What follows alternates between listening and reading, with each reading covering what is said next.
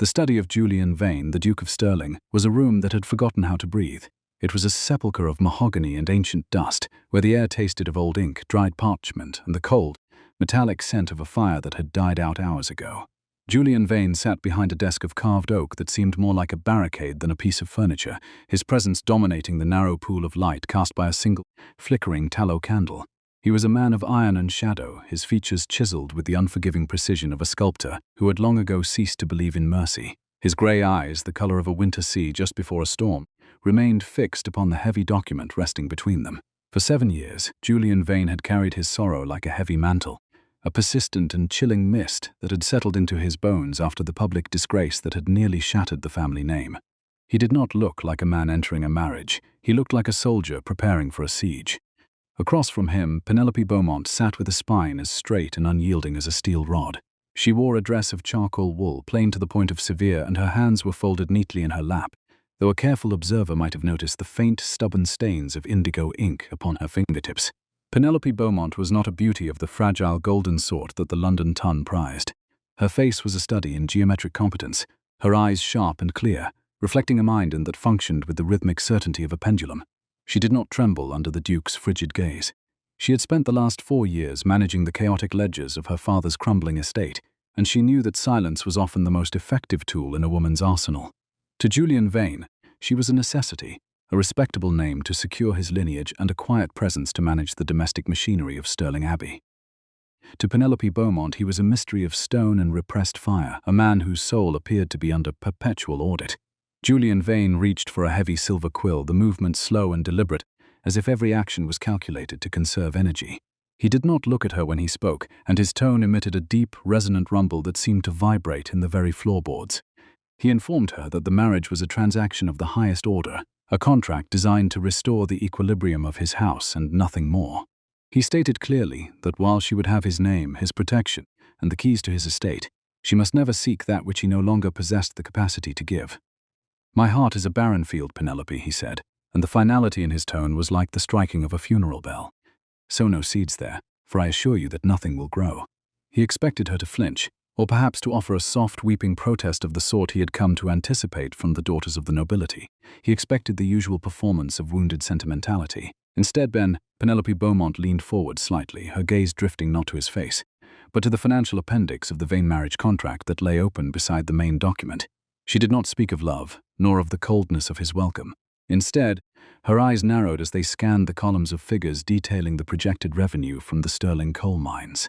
She watched the way the ink sat upon the page, noting the slight tremor in the hand that had written the final totals. After a long moment of silence that seemed to stretch the very fabric of the room, she reached out and pointed a slender, ink-stained finger at a specific line in the ledger.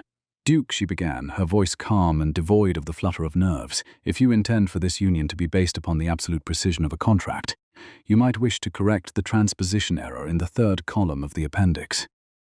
You have carried over the debt from the northern shaft as a credit, a mistake that would cost the Sterling estate nearly £4,000 by the next quarter." Julian Vane paused, his hand freezing over the inkwell. The silence in the room suddenly had teeth, sharp and unexpected. He looked down at the paper, his mind racing to re-evaluate the numbers he had reviewed a dozen times. He had prided himself on his scrupulous attention to detail, believing that only through the mastery of his own finances could he reclaim the prestige his family had lost to scandal. He looked at the line she indicated, then back at her, his grey eyes narrowing in a mixture of suspicion and a begrudging, sudden flicker of curiosity. No one, not his solicitors, not his stewards, and certainly not the woman he was about to marry, had ever dared to audit him. Penelope Beaumont did not wait for his acknowledgement. She simply pulled a small, silver-cased pencil from her reticule and marked the correction with a light, confident stroke. "Numbers do not lie, Julian," she whispered, and for the first time he saw a spark in her eyes that was not submissive, but intellectually fierce. "People lie about them, but the numbers are always honest." The journey to Sterling Abbey was a long, rhythmic progression through a landscape that seemed to reflect the Duke's internal geography. As the carriage rolled northward, the lush, rolling hills of the south gave way to the jagged, slate-grey beauty of the industrial north, where the sky was perpetually bruised with the smoke of coal fires and the air smelled of damp earth and iron. Penelope Beaumont watched the transition through the window, her mind busy mapping out the logistics of her new life. She did not fear the coldness of the man sitting opposite her, for she had lived in the shadow of neglect for many years. To her, the Duke's silence was not an absence, but a presence, a fortress he had built to protect the fragile remains of his dignity. She understood the architecture of such defenses. She had built a few of her own. When the abbey finally came into view, rising out of the mist like a wounded giant made of granite and ivy, she felt a strange, resonant pull in her chest. The house was holding its breath, its tall Gothic window staring out at the moorland like eyes that had seen too much and forgotten how to weep. Sterling Abbey was a living history of the Vane family's rise and their subsequent agonizing stagnation. As Penelope Beaumont stepped into the great hall, the scent of beeswax and cold stone reached her before the voice of her new mother-in-law did. The interior was a cavernous expanse of faded grandeur, where the heavy velvet curtains had been bleached by centuries of pale sunlight, and the mahogany floors were dulled by a fine layer of dust that no amount of sweeping could truly banish. It was a house that was constitutionally weary, a place where the clocks ticked with a heavy, labored sound, as if they were tired of counting the hours of Julian's isolation. Penelope's eyes immediately went to the corners of the ceiling, where the plasterwork was beginning to crumble, and to the portraits of previous dukes whose expressions seemed to mirror the grim resignation of their descendant. She experienced a wave of quiet indignation, not for herself, but for the house. It was an estate that deserved to thrive, yet it was being allowed to wither under the weight of a grief that had become an indulgence. Standing at the base of the grand staircase was Augusta Vane, the Dowager Duchess, a woman who appeared to have been fashioned out of old lace and sharpened flint. Her hair was a shock of brilliant white, and her eyes, though clouded by age, possessed a strategic keenness that missed nothing. She did not offer a warm embrace or a word of welcome. She stood with a straight spine and a silver-headed cane, observing Penelope Beaumont with the clinical detachment of a general inspecting a new recruit. Augusta's voice, when she finally spoke, was like the sound of parchment being folded, dry, crisp, and deceptively thin. So, she said, her gaze lingering on Penelope's plain wool dress and the visible ink on her fingers. Julian has brought home a clerk instead of a duchess. I suppose we should be grateful for the change. The last one was far too fond of silk and far too short on brains. Penelope Beaumont curtsied with practiced grace, her expression remaining serene despite the barb. I find, Augusta, that ledgers are often more reliable than silk when one is navigating a storm, she replied, her voice steady. Augusta Vane's lips twitched in what might have been a ghost of a smile, or perhaps merely a sneer of recognition. The dowager moved closer, the scent of lavender and ancient stationery clinging to her garments. She informed Penelope Beaumont that Sterling Abbey was a labyrinth of secrets and failed ambitions, and that if she intended to survive here, she would need to be more than just a wife in name. She told her that Julian Vane was a gentleman who had lost his compass, and that the house had followed suit. "Look at this place," Augusta whispered, gesturing toward the shadowed gallery where the dust motes danced in a shaft of grey light. "It is a mausoleum for the living. We all eat our meals in silence, and we all wait for a dawn that never arrives." She leaned in, her voice dropping to a conspiratorial rasp. "Do not expect my son to see you, Penelope Beaumont. He has spent 7 years looking at a grave, and he has forgotten what a living woman looks like. Just ensure that the chimneys do not smoke and the servants do not steal. That is all he requires." Penelope Beaumont did not answer immediately. She looked past Augusta Vane toward the library doors, which stood slightly ajar, revealing shelves that groaned under the weight of thousands of volumes. She thought of the transposition error in the Duke's ledger and the way his hand had trembled for a fraction of a second when she had corrected him. She realized then that the decay of Sterling Abbey was not merely a matter of neglected stonework or unpaid bills. It was a physical manifestation of a heart that had been ordered to stop beating. Julian Vane had tried to turn his life into a ledger where every emotion was a debt and every vulnerability was a loss to be avoided. But as she stood in the center of the breathing, sighing house, Penelope Beaumont felt a quiet sense of purpose settle over her. She had not come here to be a passive witness to his stagnation. She had come with her ink-stained fingers and her mathematical mind to audit the soul of this place, and perhaps, in the process, to remind the Duke that some debts can only be paid with the very thing he had forbidden her to seek. The dinner that evening was a masterpiece of aristocratic restraint.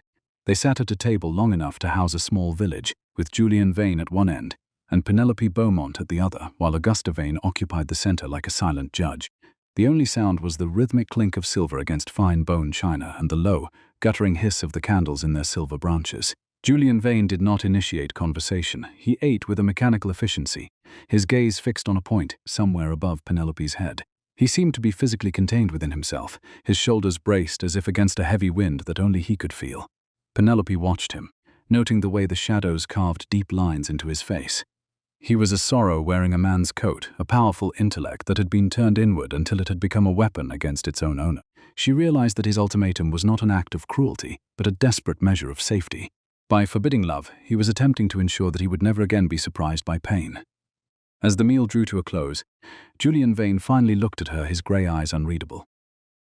He informed her that he would be working in the library until late, and that she should find everything she required for her comfort in the East Wing. He did not ask if she was tired, nor did he offer any word of reassurance regarding their new life together. He simply stood, gave a curt nod to his mother, and vanished into the shadows of the hallway. The manor appeared to sigh as he left, the silence settling back over the room like a heavy shroud. Augusta Vane watched him go, then turned her sharp gaze toward Penelope Beaumont. "He is a difficult man to love, child," the dowager said, her voice surprisingly soft. "But then, most men of worth are." Penelope Beaumont stood, her spine straight and her mind already moving toward the tasks she had set for herself. "I am not looking for love, Augusta," she replied, echoing Julian's own words, but with a different cadence. "I am looking for the truth of this house, and I suspect the Sterling Abbey ledgers will tell me more than the man ever will." With that, she turned and walked not toward the master suite, but toward the darkened library, where the secrets of his ancestry lay waiting for someone who knew how to count. The library did not welcome Penelope Beaumont. It merely endured her presence, much as the man she had just married seemed to endure the very air he breathed. When she pushed open the heavy mahogany doors, the hinges offered a low, mournful groan that echoed through the vaulted ceiling, a sound that seemed to disturb the slumber of 1,000 Vane ancestors. The room was a vast, cavernous expanse of shadows, where the scent of old leather, drying parchment, and the cold, metallic tang of iron gall ink hung heavy in the stagnant air. Penelope did not hesitate. She did not look for the comfort of the master suite or the softness of silk sheets that awaited a new duchess on her wedding night. To her, those things were illusions, temporary reprieves from a reality that was far more demanding. She moved toward the massive desk in the center of the room, her footsteps muffled by the thick carpets that had not seen a vigorous cleaning in 7 years. She had always believed that a house was a living body, and if Sterling Abbey was currently holding its breath, then the library was its mind, cluttered, haunted, and deeply troubled. Penelope Beaumont reached for a tinderbox, her movements precise. She lit a single branch of candles, the flickering yellow light struggling against the oppressive dark. As the glow expanded, it revealed the Sterling Abbey ledgers stacked in uneven towers upon a side table. They were bound in scuffed calfskin, their spines cracked from age and the weight of the secrets they contained. For a woman whose mind functioned with the rhythmic certainty of a pendulum, these books were the only honest rooms in a world built on aristocratic facades. She pulled the top volume toward her, the weight of it satisfyingly solid in her hands. The silence in the library was not empty. It had teeth, sharp and persistent, gnawing at the edges of her resolve. Penelope Beaumont ignored the cold that began to seep through her wool dress. She opened the first ledger, her eyes narrowing as she scanned the initial entries. The handwriting was cramped and defensive, the work of Silas Thorne, the Duke's long-trusted steward. To an untrained eye, the columns appeared orderly, a testament to a well-managed estate. But Penelope did not possess an untrained eye. She saw the way the numbers leaned, the slight, almost imperceptible inconsistencies in the carriage of debts. She began her audit with the quiet focus of a surgeon, her smudged fingertips moving across the pages with a familiarity that suggested she was born for this labor. An hour bled into 3, and the candle guttered in its socket. Penelope Beaumont was so deeply immersed in the architecture of the household's decline that she did not hear the soft, hesitant scuff of a footfall. It was only when a tray clattered slightly that she looked up. Standing in the doorway was Sarah Miller, the young maid whose eyes were wide with a mixture of exhaustion and confusion. Sarah looked as though she expected to find a ghost haunting the library. Penelope sat perfectly still, the candlelight casting long geometric shadows across her face, making her appear as unyielding as the stone walls surrounding her. I beg your pardon, Duchess," Sarah Miller whispered, her voice trembling. "I saw the light from the hallway. I thought perhaps the Duke had forgotten to extinguish his candles. I did not expect." "That is to say," she trailed off, her gaze darting to the heavy books. The maid's distress was a physical manifestation of the tension that gripped Sterling Abbey. Penelope Beaumont did not offer a scolding.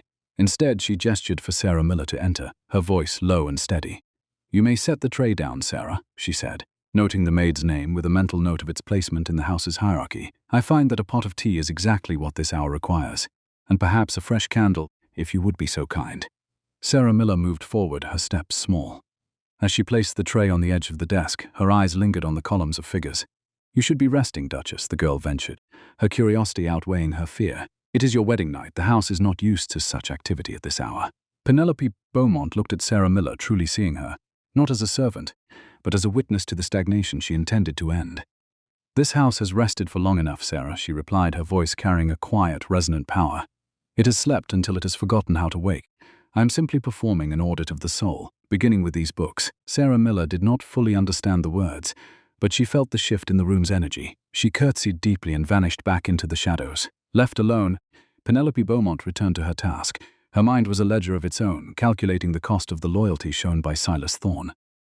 She found it in the recurring discrepancies in the coal mine revenues, pennies that turned into pounds, and pounds that turned into hundreds.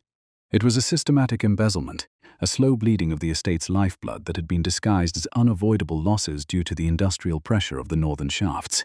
She felt a simmering indignation. Julian Vane was a man of iron and duty, obsessed with restoring his family's prestige, yet he was being hollowed out from within by Silas Thorne. The Duke was looking at the horizon for enemies, unaware that the wolf was already inside the fold, sharpening its teeth on his inheritance. By the time the first grey light of dawn began to bruise the eastern sky, Penelope Beaumont had filled several sheets of parchment with her own calculations. Her fingers were stained a deep, indelible indigo, and her eyes burned with strain, but her heart was calm. She had found the truth that Julian Vane was too blinded by grief to see. She stood, her spine cracking with the effort of uncurling from the desk, and realized she was ravenous.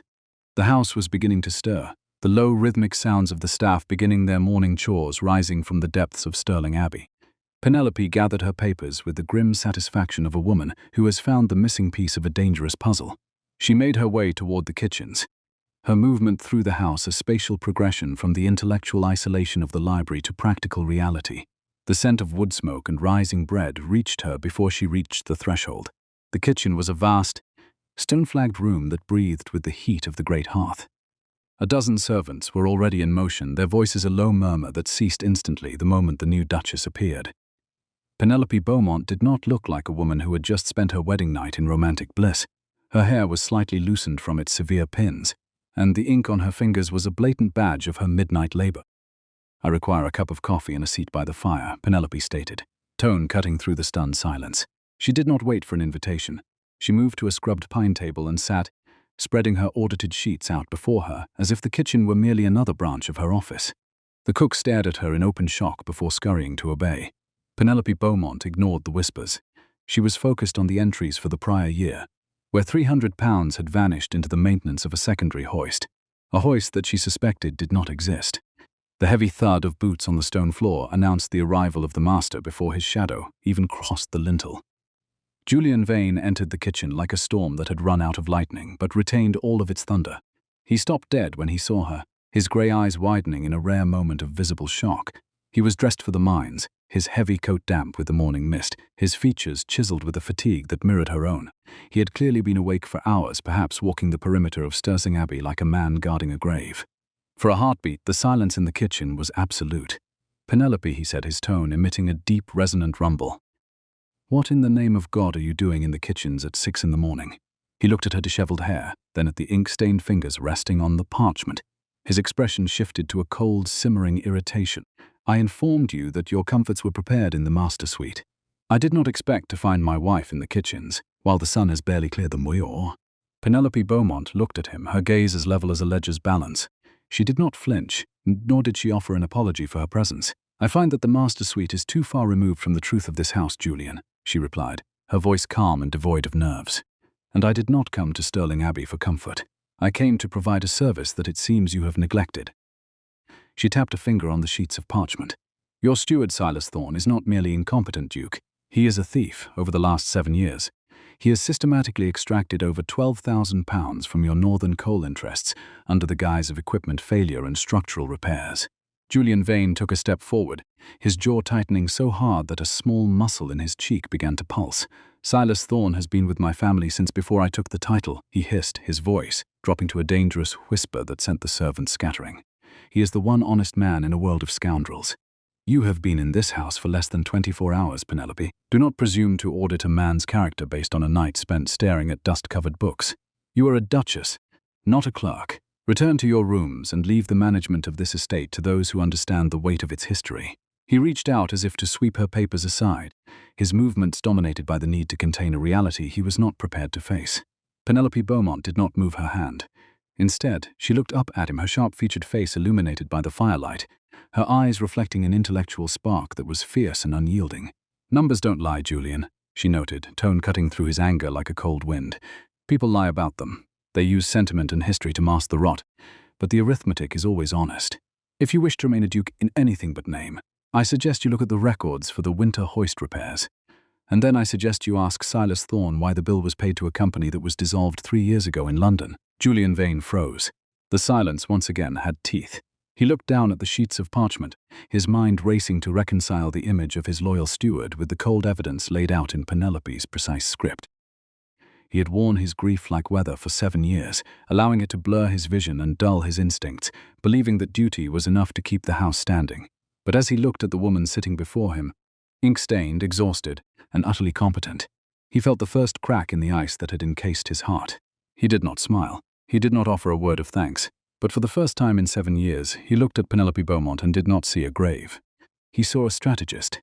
He saw a partner who was not looking for his love, but for his solvency. He reached out, his calloused fingers hesitating for a fraction of a second before he picked up the top sheet of her audit. The touch was accidental, a brief brush of skin against skin that felt like a jolt of lightning in the cold kitchen. Julian Vane did not pull away. He stood there, the Duke of Sterling, reading the truth of his own decline through the eyes of the woman he had tried to dismiss as a necessity. The ancient walls appeared to sigh around them, a heavy, labored breath that spoke of a burden finally being shared. "I will look at the hoist records," he said at last, his voice clipped and iron hard. "And if you are right, Penelope Beaumont," he paused, his grey eyes searching hers for a moment longer than propriety demanded. "If you are right, then I have been a fool for much longer than 7 years." Penelope Beaumont simply nodded, her spine straight as she reached for her cooling cup of coffee. "I am never wrong about the numbers, Julian," she replied. "It is the one thing in this world you can depend upon." As he turned to leave, his coat swirling around his ankles like a shadow, she watched him go. She knew that she had not won his heart. Not yet, but she had won something far more valuable in the cold halls of Sterling Abbey. She had won his recognition. And as the fire crackled in the hearth, throwing a warm, dynamic light across the stone floor, Penelope Beaumont felt the house begin to breathe again, one steady, calculated heartbeat at a time. It is a heavy burden to bear the weight of a secret that only one can see, buried under years of silence and neglect. In the cold corners of their lives, it was the quietest voice that spoke the hardest truths. Penelope absorbed every detail with a calm understanding, recognizing what room in his heart was still waiting to exhale. The truce between the Duke of Sterling and his new Duchess was not an alliance of the heart, but a cold, strategic necessity that hung between them like the mist over the northern moors. 3 days after the confrontation in the kitchen, Julian Vane attempted to re-establish the boundaries of his isolation. He arrived at the library doors at 10 in the morning, his features set in an expression of iron-hard resolve, his grey eyes reflecting the muted light of a cloudy sky. He found Penelope Beaumont already ensconced at the massive mahogany desk, the Sterling Abbey ledgers spread before her in a geometric pattern of ink and paper. She did not look up when he entered. She simply reached for a fresh sheet of parchment, her ink-stained fingers moving with the rhythmic certainty of a woman who had mastered the arithmetic of her own life. Julian Vane stood in the center of the room. His presence dominated the space, yet he felt a strange, uncharacteristic sense of intrusion. This room had been his sanctuary, a mausoleum where he could nurse his grievances in silence. But Penelope had turned it into a theater of operation. He cleared his throat, the sound sharp and discordant in the quiet air. "Penelope," he began, speaking in a deep, resonant rumble that carried the weight of his ancestral authority. "I believe we established that your domestic duties would reside in the East Wing. This library is a place of business, of family history, and of a privacy I have guarded for 7 years. I must ask you to remove your papers. I require this space to be mine alone if I am to manage the recovery of the Sterling name." Penelope Beaumont finally looked up, her gaze level and unblinking. She did not show the flinch of a woman cowed by a duke's command. Instead, she leaned back slightly, her spine as straight as a ledger's margin. "You require this space to be a fortress, Julian," she replied, her voice calm and devoid of the flutter of nerves. "But a fortress without a proper supply line is merely a prison. You have spent 7 years guarding a privacy that has allowed Silas Thorne to pick your pockets while you look the other way. If you wish to manage the recovery of your name, you cannot afford to banish the only person in this house who is actually looking at the truth." Julian Vane took a step toward the desk, his jaw tightening. "It is a matter of propriety," he hissed, the word sounding like the snap of a whip. "You are the Duchess of Sterling, not my accountant. There are appearances to maintain, and there are boundaries that must be respected if this marriage is to function as I intended. I told you not to expect my love, But I also expect my solitude to be preserved. You meddle in things that are constitutionally beyond your station." He reached out to close the ledger she was working on, his movements deliberate and controlled, an attempt to physically reassert his dominance over the room. Penelope did not pull the book away. Instead, she placed her hand firmly on the open page, her touch resolute. "If you close this book now, Julian, you will be closing the door on the Sterling coal mines," she warned, her tone dropping to a whisper that carried more power than a shout. "I have been auditing the winter hoist repair records for the last 4 hours. Your steward has presented you with 3 separate bank drafts for the maintenance of the northern shaft machinery. He told you the repairs were necessary to prevent a collapse during the frost. Look at the signature on the bottom of this draft, Duke, and then look at the signature on your father's last will and testament in the display case behind you." Julian Vane froze. The silence in the library suddenly had teeth, sharp and persistent. He looked down at the paper, his eyes narrowing as he scanned the scrawled name at the bottom of the requisition. It was a bold, flowing hand, a signature that appeared to carry the weight of tradition. He turned, his movements mechanical, and walked to the glass-fronted case where the Vane family records were kept. He compared the 2 names. On the document Penelope had provided, the V in Vane had a distinct decorative flourish at the top, a flourish that his father, a man of Spartan habits and severe handwriting, had never used. It was a masterful imitation, but it was an imitation nonetheless. The realization hit Julian with the force of a physical blow. Silas Thorne had not just been skimming pennies. He had been forging the Duke's own family authority to authorize payments to phantom contractors. The coal mines, the primary source of the Vane family's remaining wealth, were being hollowed out by a man Julian had trusted with his life. He was struck by cold, simmering indignation, not just at the steward but at himself. He had let his mourning cloud his judgment, allowing the mist of his own sorrow to blind him to the rot within his own walls. He turned back to Penelope, his grey eyes searching her face, finding no pity there, only a sharp, intellectual clarity. "Are you certain?" Julian asked, his voice hoarse, the iron-hard facade beginning to show its first true cracks. Penelope Beaumont nodded, her expression remaining serene. "I am never wrong about the arithmetic, Julian. Numbers do not lie. They simply wait for someone with the courage to count them. Silas Thorne has been using your grief as a shield.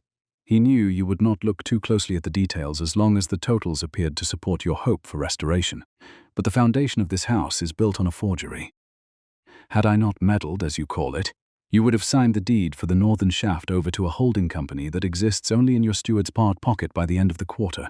Julian Vane gave no word of thanks. He did not reach out to her in a gesture of warmth, but he did not close the ledger. Instead, he pulled out the heavy oak chair opposite her and sat down, his shoulders slumping for the first time in 7 years. The grand structure felt as though it sighed around them, the heavy velvet curtains rustling as if the very stones of Sterling Abbey were acknowledging a shift in power. He stayed there for a long time, staring at the forged signature, the silence between them no longer a barrier, but a shared space of recognition. Penelope returned to her work, the scratch of her quill on the parchment the only sound in the cavernous room, a rhythmic, domestic heartbeat that signaled the beginning of a new, calculated era. The evening arrived with a biting wind that rattled the tall, Gothic windows of the library, the storm outside mirroring the turbulent stillness within. Julian Vane had remained in the study all afternoon, his initial anger having settled into a cold, focused energy. He watched Penelope Beaumont as she organized the audited sheets, noting the way she moved with a quiet, efficient dignity that seemed to fill the room without overwhelming it. She was a woman who valued the architecture of a soul over the facade of a title, and for the first time, Julian felt a flicker of intellectual curiosity that outwit his desire for isolation. As the tallow candles burned low, casting long geometric shadows against the shelves of ancient books, Julian spoke. The sound was unexpected, a low melodic vibration that seemed to pull Penelope from her calculations. "Why did you not flinch, Penelope?" he asked, his gaze fixed on the dying fire in the hearth. "When I told you my heart was a barren field, when I delivered my ultimatum on our wedding night. Most women would have wept, or at the very least offered a protest of wounded sentiment. You simply corrected my arithmetic." He looked at her then, his grey eyes shadowed with a question he had not intended to ask. Penelope Beaumont set down her quill, her fingers stained with the indigo ink that had become her signature. "Because I understood that your heart was not barren, Julian," she replied, her voice steady and clear. "It was simply under a perpetual audit. You have spent 7 years trying to balance a debt that was never yours to pay. Sentiment is a poor currency when the house is burning. I did not come here to be a recipient of your love. I came to be a partner in your solvency. Tears are not forever, but a well-managed estate is." Julian Vane leaned back, a bitter hollow laugh escaping his lips. "Solvency," he whispered, the word tasting of ash. "You speak of this house as if it were merely a ledger. A ledger is the one honest room in the world, perhaps, but you do not know the weight of the shadow that hangs over the Vane name. 7 years ago, my father did not merely die. He was betrayed by his own ambition and the very men he called friends. He left behind a legacy of public disgrace and a debt of honor that I have been attempting to retire with every breath I take. He looked at the portraits of his ancestors on the far wall, their expressions grim and unyielding. I became a man of iron because the world would have crushed a man of flesh. I stayed silent because every word felt like a confession of a crime I did not commit. Penelope listened, her spine straight, her expression devoid of the melting pity that Julian had spent years avoiding. She did not reach out to comfort him. She did not offer a soft word of consolation.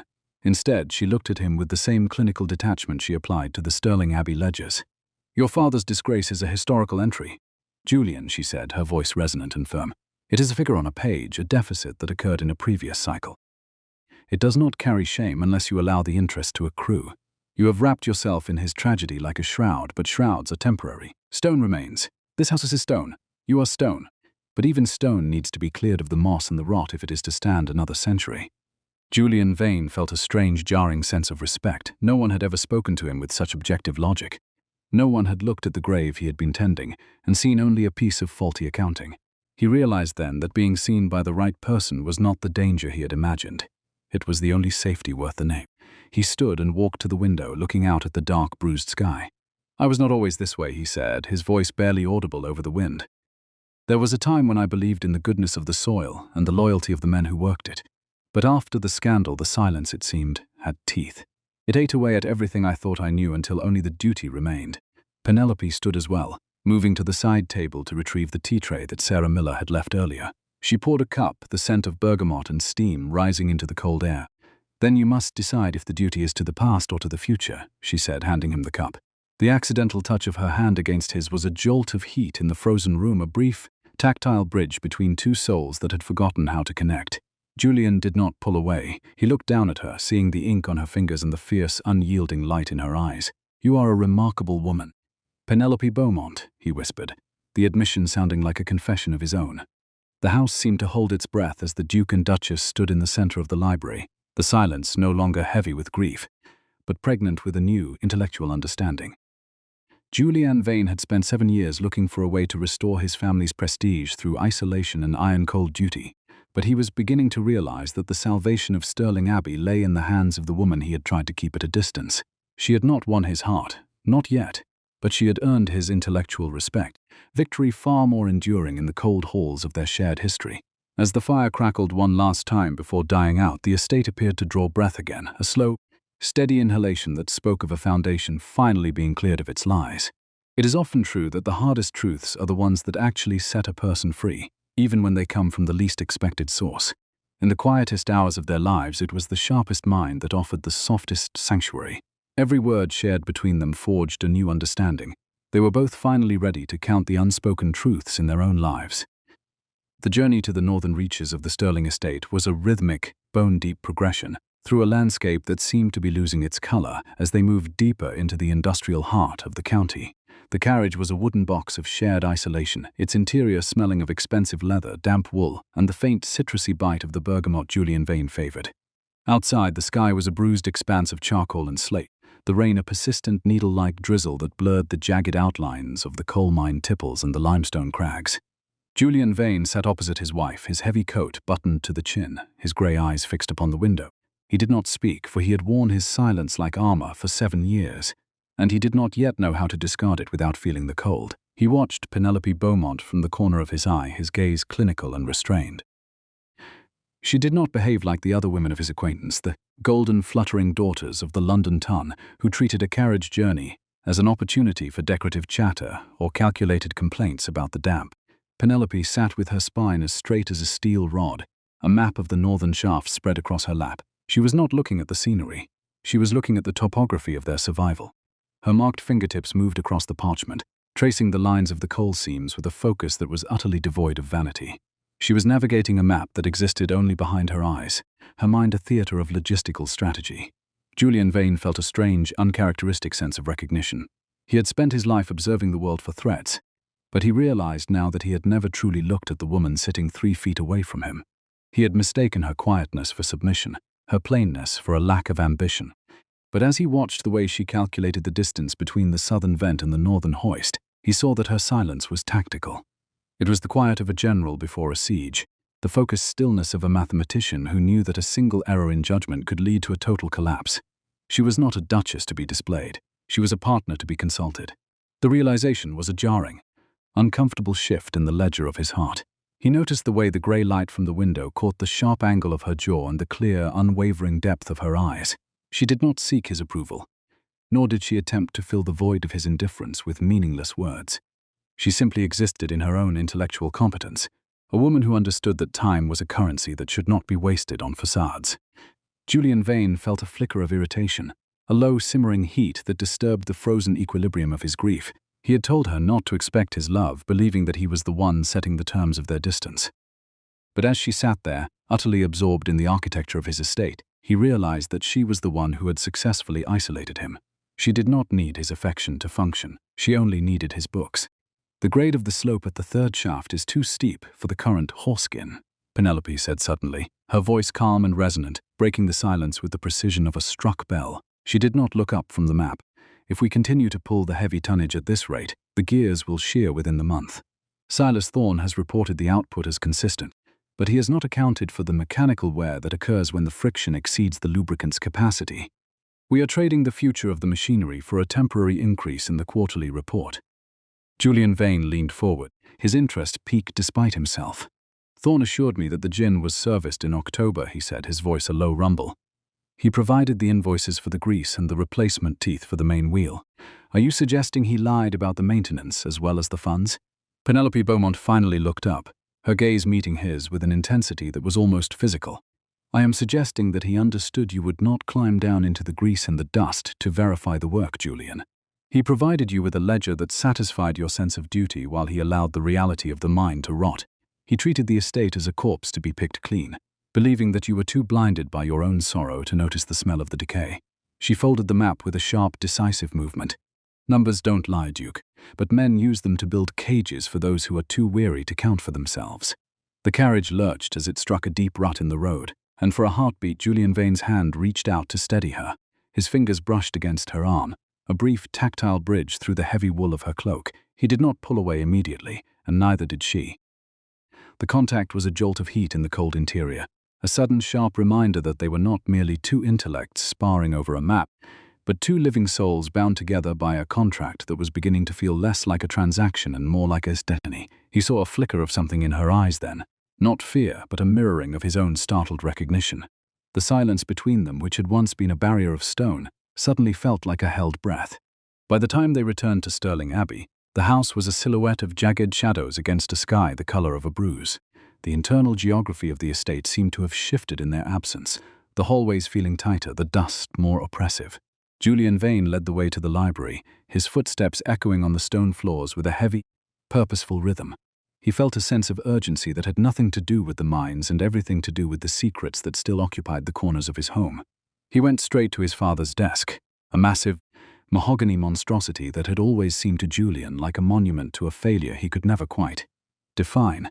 Penelope upped him, her movement through the shadowed room as graceful and efficient as a shadow. She did not wait for his instruction.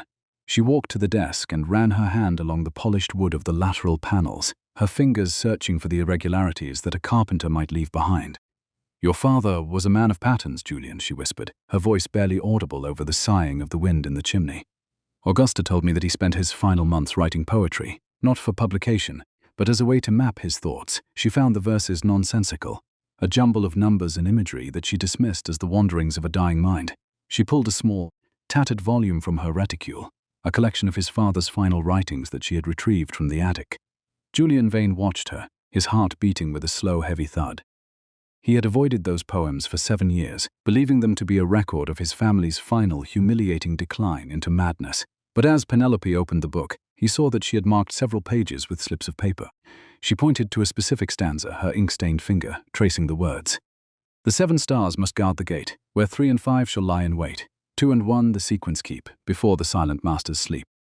Penelope looked at Julian, her expression fierce with intellectual triumph. It is not poetry, Julian. It is a mathematical sequence, a Fibonacci progression used to disguise a physical combination. Your father was not losing his mind. He was hiding the truth from the men who were attempting to ruin him. He knew Silas Thorne was watching him even then. He built a fortress within this desk, and he left you the key in the only language he knew you would both understand. Julian Vane watched as she approached the desk's center drawer. She did not pull it. Instead, she pressed the carved rosettes on the side panels in a specific order. 7 times on the left, then 3, then 5. On the final press, there was a faint metallic a sound so small it was almost lost in the creaking of the old house. A narrow hidden compartment slid forward from the underside of the mahogany top, a drawer that was invisible to the naked eye. The air that escaped from the cavity was stale and smelled of black wax and the bitter herbal scent of dried ink. Inside the compartment lay a single leather-bound ledger and a bundle of letters tied with a black silk ribbon. Penelope reached for the documents, her movements scrupulous and reverent. She handed the ledger to Julian, her gaze never leaving his face. This is the real history of his ancestral disgrace, Julian. Not the one the newspapers printed, and not the one Silas Thorne has been feeding you for 7 years. This is the ledger your father kept in secret, the honest room he built when the rest of the world turned into a gilded lie. Julian Vane opened the book, his hands trembling with a cold, vibrating intensity. He read the entries, his mind racing to process the reality that was unfolding on the page. His father had not been the architect of the scandal. He had been its primary victim. The letters revealed a systematic conspiracy of embezzlement and betrayal orchestrated by a cabal of investors, with Silas Thorne acting as their internal agent. His father had discovered the rot too late, and in his desperation to save the Sterling name, he had attempted to buy back the debt with his own private funds, only to be framed for the very crimes his steward had committed. The disgrace was a masterwork of deception designed to keep Julian under Thorne's control for the rest of his life. The silence in the library was absolute, a heavy, airless weight that seemed to press against Julian's chest. For 7 years he had harbored his torment like a bitter frost, believing that he was the one atoning for the sins of his blood. He had closed his heart and turned his life into a mausoleum, all to pay a debt that was a forgery. He looked at the ledger, then at Penelope, who stood beside him like a silent witness to his internal collapse. A rush of such profound, agonizing indignations overtook him that he had to grip the edge of the desk to remain standing. His entire existence had been a calculated lie, and it was the woman he had tried to keep at a distance who had finally given him the truth. "He died believing I would hate him," Julian whispered, his voice cracking, the sound a raw, bleeding thing in the quiet room. "He died in the silence he built to protect me, and I spent 7 years guarding his grave instead of his honor." He looked up at Penelope, his grey eyes shimmering with a vulnerability that he had never allowed another soul to see. "I have been a sorrow wearing a man's coat, Penelope. I have been a fool who thought that numbers were his only friends, when the numbers were the very thing being used to hang me." Penelope Beaumont extended no soft, empty word of comfort. She did not reach out to wipe the single hot tear that escaped his eye. Instead, she placed her hand over his on the opened page of the hidden ledger, her touch steady and unyielding, the touch of a partner who was ready to fight the coming war. "Weeping is not eternal, Julian," she murmured, her tone a calm, resonant sanctuary in the storm of his realization. "But the truth is a foundation that cannot be shaken once it is found. You have spent 7 years in the dark, but the light has finally arrived. Now we do not mourn the debt, we collect it." Julian Vane looked down at their joined hands, his calloused and scarred by the labor of the mines, hers small and stained with the ink of her intellectual labor. He realized then that he had not just found a hidden compartment in a desk. He had found the missing architecture of his own life. The house seemed to breathe again, a deep, resonant enucleation that rattled the windows and stirred the dust. The Duke of Sterling was no longer a man holding his breath. He was a man prepared to exhale. He looked at Penelope Beaumont, and for the first time in 7 years, his heart beat with a rhythm that was not a morning bell, but a call to arms. There is a strange irony when the very thing one is most afraid of, the truth that promises to shatter their world, is actually the only thing that could save it. In the cold, forgotten corners of Julian's life, it was the one he tried to exclude who held the key to his freedom. Every piece of evidence they shared illuminated the dark. They were finally ready to open the hidden rooms in their history. The arrival of Lady Clarissa Lowen at Sterling Abbey was not a gentle intrusion. It was a sensory violation that shattered the hard-won equilibrium of the house. She brought with her the sharp, suffocating scent of hothouse jasmine and the rustle of emerald silks that seemed to mock the austere grey stones of the Vane ancestral seat. Clarissa was a creature of the capital's social rounds, a woman whose worth was measured in the depth of her curtsy and the sharpness of her gossip. And she entered the great hall as if she were reclaiming a territory that had been temporarily mismanaged. Her laughter was a sound like breaking glass, bright and cold, echoing through the vaulted ceiling where the dust had only just begun to settle. To Penelope, who stood at the top of the grand staircase with her ink-stained fingers hidden in the folds of her charcoal wool dress. The visitor represented everything the Duke had once sought in a woman before the shadow of the scandal had turned his world to ash. The visitor did not wait for a formal introduction. She swept toward Julian, her hand extended with a proprietary grace that suggested a history far more intimate than mere friendship. He stood by the hearth, his presence a silhouette of iron and suppressed weariness, his grey eyes reflecting the muted light of the dying fire. He took her hand with the mechanical propriety of someone who had long ago ceased to feel the warmth of social graces. Julian did not smile, for he had been cloaked in mourning since the scandal, and even the appearance of a former flame could not pierce the mist of his isolation. He greeted her with a low, resonant rumble of a voice that held the weight of a duty he was constitutionally bound to uphold. "Julian, my dear friend," Lady Clarissa said, her voice a melodic trill that seemed to vibrate in the floorboards. "I had heard the rumors in the capital, but I could not believe my own ears. I was told you had finally emerged from your northern fortress and that you had acquired a new mistress for the Abbey." She turned her glittering blue gaze toward the staircase, where Penelope remained motionless, her spine as straight as a steel rod. Clarissa's eyes swept over the plain attire and the severe arrangement of hair, and a slow, condescending smile curved her lips. "I see the rumors were quite literal. You have indeed married for utility." Penelope descended the stairs with a quiet, rhythmic dignity that missed nothing of the insult. She did not flinch under the clinical detachment of the other woman's gaze. She had spent the last few months mapping the architecture of the family's decline, and she recognized a rival not as an emotional threat, but as a strategic obstacle. To the Duchess, Lady Clarissa was a vanity project, a distraction of silk and perfume that had no place in a house that was finally learning how to breathe again through the honest labor of an audit. Penelope reached the bottom of the stairs and offered a curtsy that was precise, respectful, and utterly devoid of the flutter of nerves that the visitor clearly expected. "Lady Clarissa," Penelope greeted, tone a calm, resonant sanctuary in the tense air. "We did not expect guests so early in the year. Sterling Abbey is currently undergoing a period of significant restructuring. I fear the comforts you are accustomed to in the South may be somewhat compromised by the practicalities of our current labor." She did not look at Julian for support. She stood her ground with the focused stillness of a mathematician who knew that her value was not determined by the quality of her lace, but by the accuracy of her ledgers. Clarissa's smile did not falter, but her eyes narrowed with a predatory keenness. "Practicalities? Restructuring?" She looked at the Duke, her laugh like a sudden, sharp winter wind. "Julian, you have truly changed. I remember a man who valued the music of the ballroom and the color of a fine wine. Now it seems you have replaced your orchestra with the scratching of a quill, and your wine with the ink of a clerk. One wonders if the Duchess finds the columns of a ledger more rewarding than the company of a husband." Julian remained silent, his jaw tightening so hard that a small muscle in his cheek began to pulse. He watched the two women, his grey eyes unreadable, though there was a flicker of something in his gaze that was not indifference. He felt a strange, jarring sense of irritation, a low, simmering heat that disturbed the frozen equilibrium of his heart. He had told Penelope on their wedding night not to expect his love, and he had spent months maintaining a fortress of solitude. But as he watched Clarissa attempt to diminish his wife with the hollow currency of social status, he found that the silence he had cultivated was no longer a shield. It was a cage, and for once in a very long time he wanted to break the bars. The confrontation moved to the drawing room, where the scent of the Abbey's old wood smoke struggled against the intrusive perfume. Augusta Vane joined them, her sharp-featured face reflecting a strategic amusement that missed nothing of the dynamic. The Dowager Duchess sat in her wing-back chair with her silver-headed cane, observing the scene with the clinical detachment of a general watching a skirmish. Augusta provided no word of defense for Penelope, for she knew that the new Duchess possessed a mind that functioned with the rhythmic certainty of a pendulum. She simply waited for the moment when the arithmetic of the social trap would reveal its own flaw.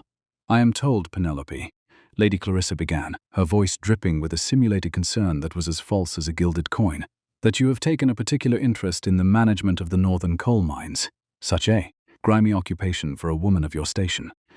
The elite circles are whispering that the Duke has placed the future of the Sterling name in the hands of someone who treats the industrial pressure of a shaft as if it were a household grocery list." Penelope did not look at her teacup. She looked directly at her antagonist, her gaze as level as a ledger's balance. "The dignity of a title, Lady Clarissa, is a facade that cannot stand if the foundation is built on rot. I find that the distance you speak of is exactly what allowed this estate to be systematically hollowed out by those who valued their own profit over the Duke's honor. If the mines are grimy, it is because they have been neglected by those who were too afraid of the dust to see the theft occurring in the dark." I do not find the labor beneath me, for I find that insolvency is far more humiliating than ink on one's fingers. Julian took a step forward, the movement slow and deliberate, his presence dominating the pool of light from the tall Gothic windows. He had remained a silent observer for too long, a gentleman who had been paralyzed by his own desolation until he had forgotten that he had the power to change the climate of his own house. He looked at Clarissa, seeing her newly not as a ghost of his past, but as a vanity that he no longer had the capacity to tolerate. Then he looked at Penelope, noting the indigo-tinged fingertips and the fierce, unyielding light in her eyes, the light of a partner who had given him the only honest room in a world of lies. Lady Clarissa, Julian began, his timbre a deep, vibrating rumble that carried the authority of centuries. My wife's interest in the mines is not a curiosity, it is a necessity. She did not find a grimy occupation. She found a conspiracy of embezzlement and forgery that would have cost this family its final piece of heritage had she not possessed the courage to look where I was too blinded to see. You speak of dignity as if it were a garment to be worn. Penelope has shown me that true nobility is the architecture of the soul, a structure built on integrity and the willingness to do the labor that honor requires. Clarissa's face paled, the emerald silks of her dress suddenly appearing garish and inappropriate in the stark, honest light of the Duke's defense.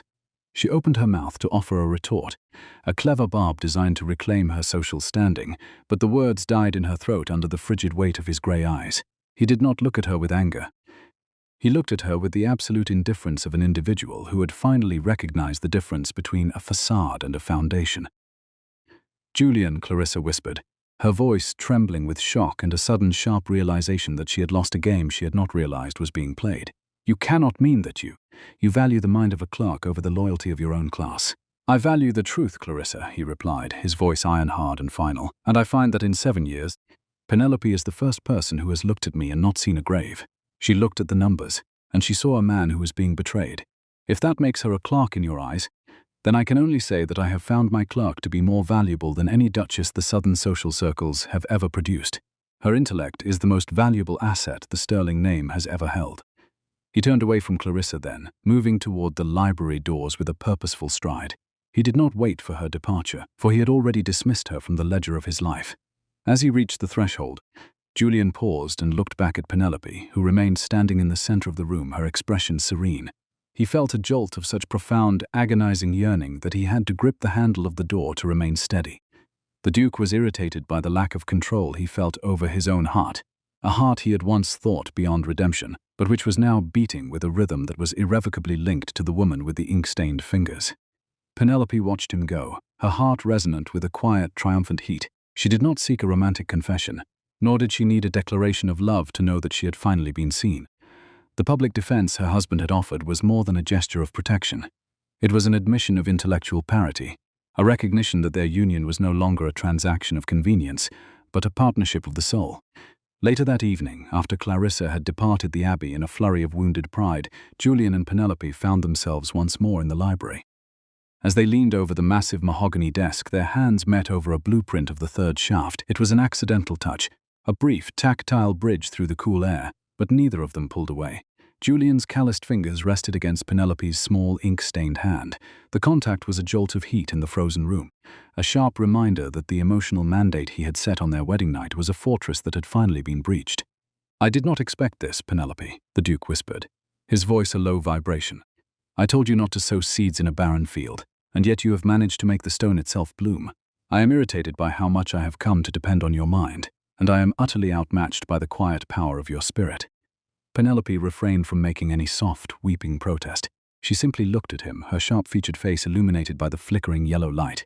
"A heart is never truly barren, Julian," she replied.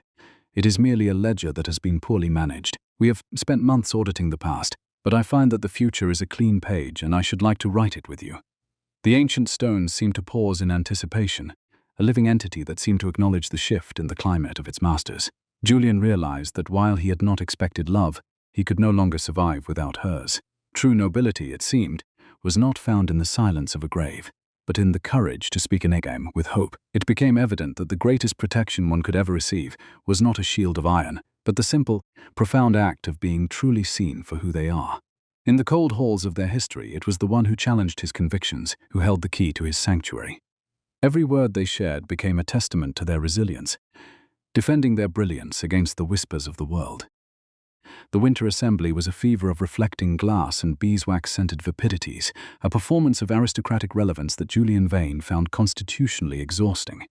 He stood at the edge of the ballroom, a silhouette of charcoal silk and iron-hard restraint, his grey eyes surveying the room with the clinical detachment of a gentleman who viewed society as a series of unfavorable accounts.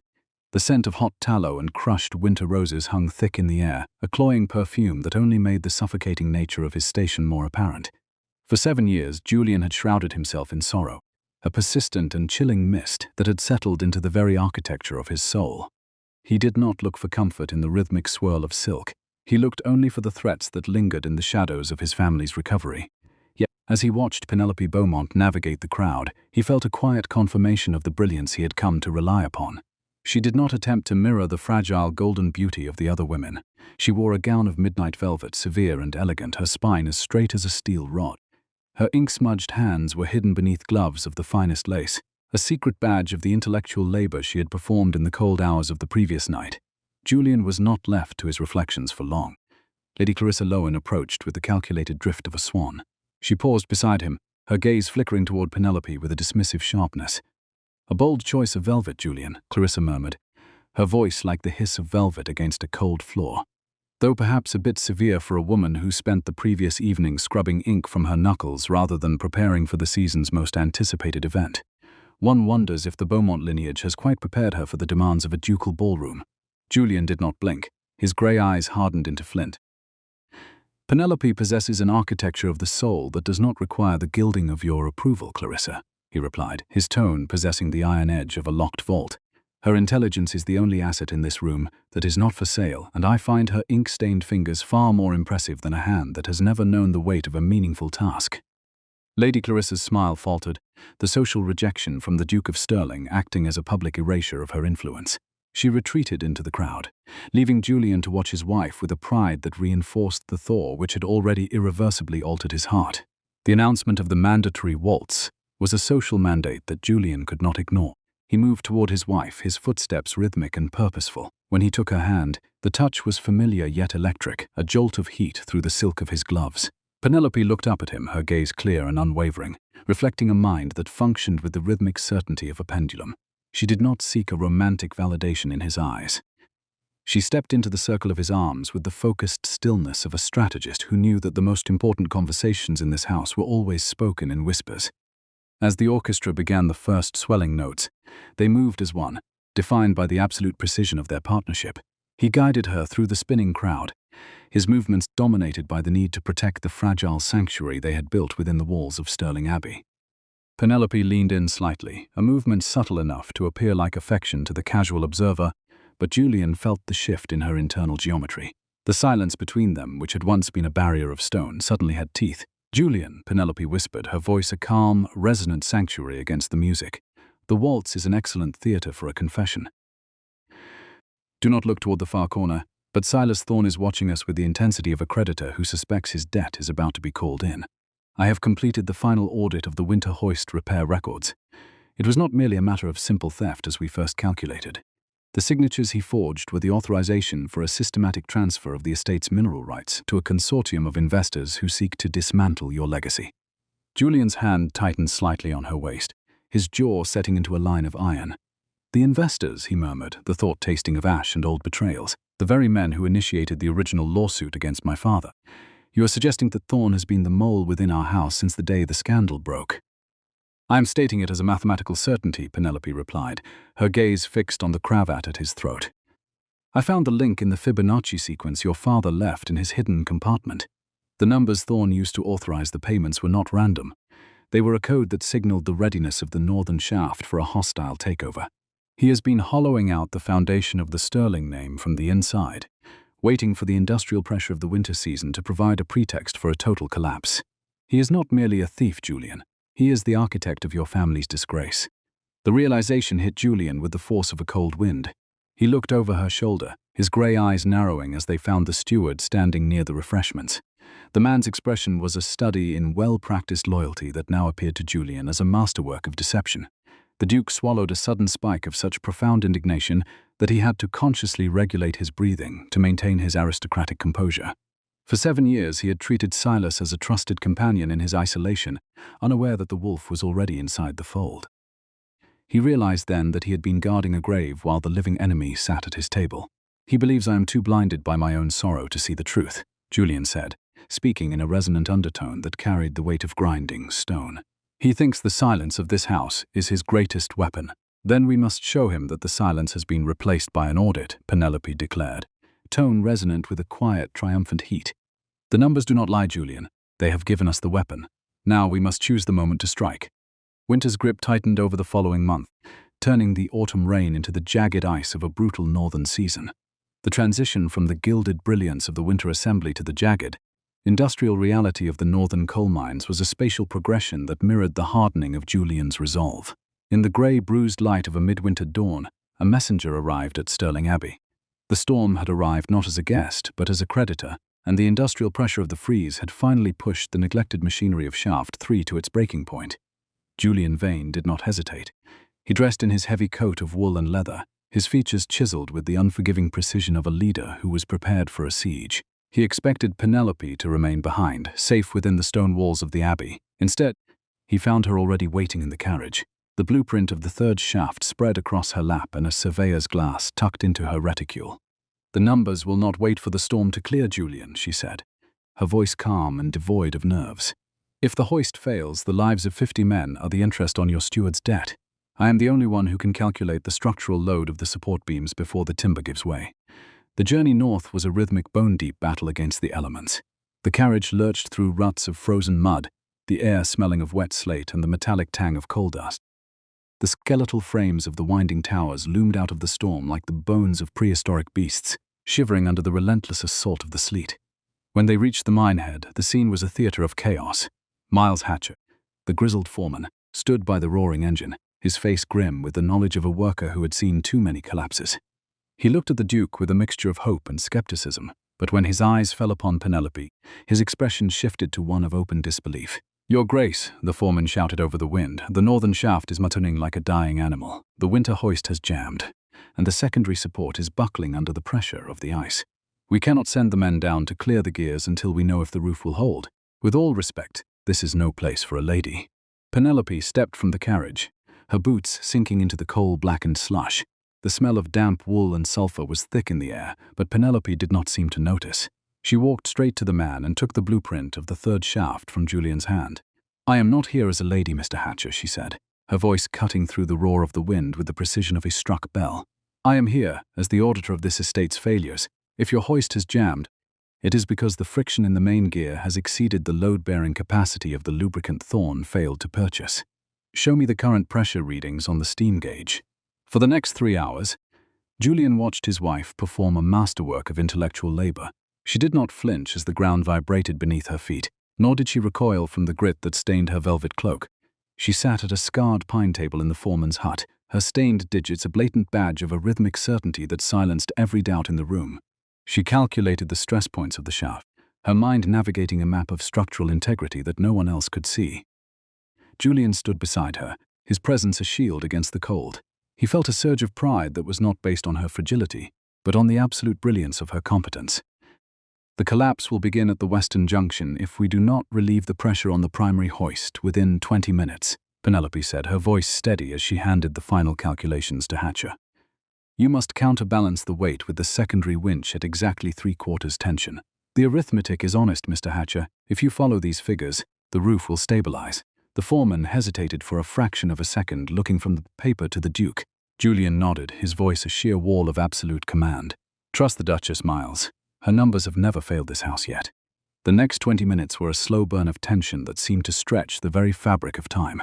Julian and Penelope stood at the edge of the shaft, watching as the men worked with the desperate energy of those who knew their lives depended on a woman's calculations. The sound of grinding iron and the groan of shifting earth was a symphony of industrial pressure that seemed to echo the Duke's internal state. When the hoist finally cleared with a sharp, metallic snap and the secondary winch took the load, the groan of the earth subsided into a steady vibration. The roof held. The silence that followed was not the heavy, tooth-filled silence of a grave, but the quiet relief of a crisis averted. The grizzled man wiped the sweat and coal dust from his brow and bowed deeply to Penelope, his eyes shimmering with a new, profound respect.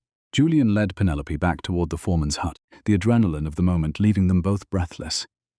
As they entered the small, cramped office to escape the biting wind, Julian turned to her, his gaze intense and unwavering. The Vane marriage contract, with its cold clauses and mandates of emotional distance, seemed like a document written by a stranger. The thick, mahogany-bound text, once the rigid center of their arrangement, now felt utterly obsolete. He took her hand in his, not as a husband demanding a debt, but as a man acknowledging his equal. "I have spent 7 years protecting a legacy that was being dismantled by the very man I trusted," Julian said, his words steady with the absolute certainty of a newly balanced ledger. "I thought I was the only one capable of standing against the storm. But today you did not just save my men. You proved that the Sterling name is no longer a burden I must carry alone. The alliance we forged in the quiet of the library was the beginning, but this, Penelope, is the steel. From this moment on, we are no longer bound by paper and ink, but by a shared purpose. We will confront Thorn together, and we will rebuild this house on a foundation that even his malice cannot touch." Penelope looked at him, her sharp-featured face illuminated by the single tallow candle on the desk, her eyes reflecting a quiet, fierce resolve. "Then the audit is truly complete, Julian," she replied. "The ledger of our alliance is balanced, and the future is a clean page. We shall write it with the truth, and we shall not leave one stone of Thorn's deception unturned." They stood there for a long moment, their hands joined over the map of the mines. Even from miles away, it felt as though the great stone structure of Sterling Abbey was finally beginning to breathe with a warm, dynamic rhythm, its old bones settling into a lasting peace.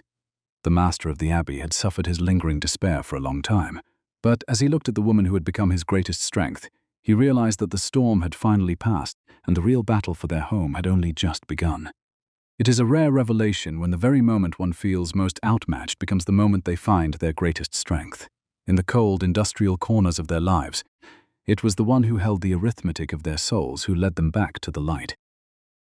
Every crisis they faced only reinforced their bond. The storm had finally forced him to see the true power of the person standing right beside him. The carriage journey back to Sterling Abbey from the northern mines was conducted in a silence that was no longer a fortress but a shared sanctuary. The sleet of the northern storm continued to lash against the wooden panels, a rhythmic, abrasive sound that mirrored the violent clarity Julian Vane now possessed regarding the architecture of his own life. Beside him, Penelope Beaumont remained perfectly still, her midnight velvet cloak damp with the industrial grit of the mines, her gaze fixed on the passing shadows of the moorland. She did not seek to fill the void with comfort. She understood that the truth she had revealed at Northern Mine Shaft 3 was a blade that had to be handled with precision. Julian watched the flickering lamplight dance across the sharp geometry of her face, and in a remarkable shift he did not feel the cold of the winter air. He felt the low, simmering heat of a purpose that was no longer solitary. The house, when it finally loomed out of the mist, appeared to be bracing itself for a final catastrophic inhalation, a structure of stone and history waiting for its master to reclaim the foundation. They entered the great hall of Sterling Abbey at midnight, the scent of wet wool and cold stone meeting the heavy, stagnant aroma of beeswax that seemed to have permeated the walls during the years of Julian's withdrawal. He did not pause to remove his damp coat. He moved toward the library with a purposeful, iron-hard stride, his boots echoing on the mahogany floors with the weight of a final reckoning. Penelope followed him, her movement as efficient and silent as a shadow, her presence a quiet anchor in the churning sea of his indignation. They found Silas Thorn waiting there, standing by the flickering hearth as if he were still the guardian of the estate's secrets. The steward looked at the Duke with a well-practiced mask of concern, his features arranged into an expression of scrupulous loyalty. Thorn did not yet know that the arithmetic of his deception had been solved. He did not know that the woman with the ink-stained fingers had audited his soul and found it bankrupt. "Your Grace," Silas Thorn began, his voice a melodic trill of false reassurance that now grated against Julian's nerves like rusted iron. "The storm has been most distressing. I have been coordinating the emergency funds for the repairs at the mine, but I fear the industrial pressure of the freeze has exceeded our projections. We may need to sign the transfer documents for the mineral rights tonight if we are to secure the support of the consortium of investors. I have the papers prepared on your desk." He gestured toward the massive mahogany structure where the Vane family records lay in a deceptive pile, a stack of lies designed to bury the Duke in a permanent debt. Julian Vane stopped in the center of the room, his presence dominating the pool of light from the guttering candles. He did not look at the papers. He looked at the man who had been his companion in silence for 7 years, the man who had worn the mask of a friend while acting as a thief. "I have just come from the northern shaft, Silas," Julian said, his words forming a deep, resonant rumble that carried the authority of a closing ledger. I have seen the structural failure your neglect invited, and I have seen the lives that were nearly traded for the interest on a debt that was never mine to pay. The winter hoist repair records did not match the reality of the iron. Silas, the numbers you gave me were a fiction. He moved toward the desk, but he did not sit. He placed the secret Vane ledger, the one Penelope had recovered from the hidden compartment, atop the steward's prepared documents. Thorne's face paled, the mask of loyalty slipping for a fraction of a second to reveal a predatory sharpness. I do not understand, Julian, he whispered, his voice trembling with a sudden, sharp realization of his own exposure. That ledger, it is an old record of your father's madness. It has no relevance to our current crisis. I have spent 7 years protecting you from the shadow of his disgrace. You cannot mean to believe the wanderings of a dying man over the counsel of your most trusted advisor. This woman has filled your head with fantasies to secure her own position. He stepped forward, his hand reaching out as if to sweep the truth away, but he stopped when Penelope Beaumont stepped into the light. The wanderings were a map, Silas, Penelope revealed, her tone a calm, resonant sanctuary that cut through the steward's manipulation. She did not raise her voice, but the intellectual power of her presence silenced the room. The arithmetic your duke found nonsensical was actually the only honest room in this house. I have audited your bank drafts against the winter hoist repair records, and I have found the link between the Fibonacci sequence in the poem and the black-ribboned letters you thought were buried in the attic. You did not protect the duke. You imprisoned him in a mausoleum of your own design so that you could dismantle his legacy while he was too blinded by grief to count the cost. You were not a steward, Silas. You were a creditor who intended to own the man you served. She placed her hand on the desk, her ink-stained fingers a blatant badge of the labor Thorne had dismissed as the work of a mere clerk. Silas Thorne turned his gaze toward Penelope, a sneer of desperate arrogance curling his lips as he realized the wallflower had become his executioner. And what does a Beaumont wallflower know of the industrial pressures of a ducal estate? He hissed, his voice dropping to a dangerous rasp. You have been in this house for 6 months, meddling in ledgers you were never meant to see, Julian. Surely you will not allow a woman's fancy to destroy the stability we have built. She is a necessity you married to secure your line, nothing more. Her mind is a distraction from the cold reality of your position. Julian Vane was overcome by such profound, agonizing indignation that the iron-hard facade of his restraint finally shattered. He did not move with violence, he moved with the absolute finality of an individual who had reclaimed his own honor. He took a step toward Thorne, his grey eyes hardening into the color of a winter sea just before a storm. You are mistaken, Silas, Julian said, his voice steady with a power that shook the very floorboards of Sterling Abbey. Penelope is not a distraction. She is the only reason I am still a duke in anything but name. In 7 years, you are the first person who has looked at me and seen a resource to be exploited. But she is the first person who has looked at me and not seen a grave. She looked past the facade of my rank to the architecture of my soul, and she saw the theft you were committing in the dark. You insulted her intellect because it was the only thing you could not control. He picked up the bundle of black-ribboned letters and held them before the steward's face, the evidence of 7 years of betrayal bound in silk. The audit is complete, Thorne. The numbers do not lie, and they have spoken your name with every forgery you committed. You will leave Sterling Abbey tonight, and you will never again darken the threshold of a house you tried to turn into a sepulchre. I would suggest you do not look for the consortium of investors to save you. My wife has already sent the corrected accounting to the bank, and they will find that their claims are as hollow as your loyalty. The silence that followed was absolute, a heavy, labored breath from the house itself as the rot was finally purged from its bones. Silas Thorne looked from the Duke to the Duchess, realizing that the cold, strategic alliance he had witnessed in the ballroom was not a performance, but a union of equals that his malice could not touch. Without a word, the steward turned and vanished into the shadows of the hallway, his departure marked only by the soft, mournful groan of the library doors. The old building appeared to exhale, a deep, resonant inhalation that signaled the end of a 7-year stagnation. Julian Vane stood by the desk for a long moment, his shoulders slumping as the weight of the betrayal finally took its toll. He felt the silence returning, but it was no longer a silence with teeth. It was the quiet of a foundation that had been cleared of its lies, ready for a new structure to be built upon the ruins of the old. Penelope moved toward him, her movement as graceful and efficient as a shadow. She did not offer a soft word of comfort, nor did she reach out to wipe the exhaustion from his face. She simply stood beside him, her presence a silent affirmation of the victory they had shared. Julian looked at her then, seeing the ink on her fingers and the fierce, unyielding light in her eyes. He realized that the emotional mandate he had set on their wedding night, the barren field he had claimed as his heart, was a fortress that had been dismantled brick by her quiet competence. He felt a jolt of such profound, vulnerable devotion that he had to grip the edge of the mahogany desk to remain steady. He had told her not to expect his love, yet he found himself utterly bankrupt without hers. The dawn arrived not as a guest, but as a creditor, the first grey light of morning bruising the eastern sky and filtering through the tall Gothic windows of the library. The storm had finally passed, leaving the moorland encased in a silent, glistening layer of ice that sparkled like diamonds in the rising sun. Julian Vane sat behind his father's desk, but he no longer looked like a man preparing for a siege. He looked like a gentleman who had finally found his compass. He reached into the top drawer and pulled out a heavy, mahogany-bound document, the Vane marriage contract, the primary ledger of their transactional life. He laid it open on the desk, the cold clauses and mandates of emotional distance staring back at him in the unforgiving light of day. It was the last ghost of his frozen era, a document written in the fear of a man who had forgotten how to live. Penelope stood by the window, watching the sun begin to rise over the northern tipples of the mines. She felt the house breathing with a warm, dynamic rhythm, its old bones settling into a lasting peace.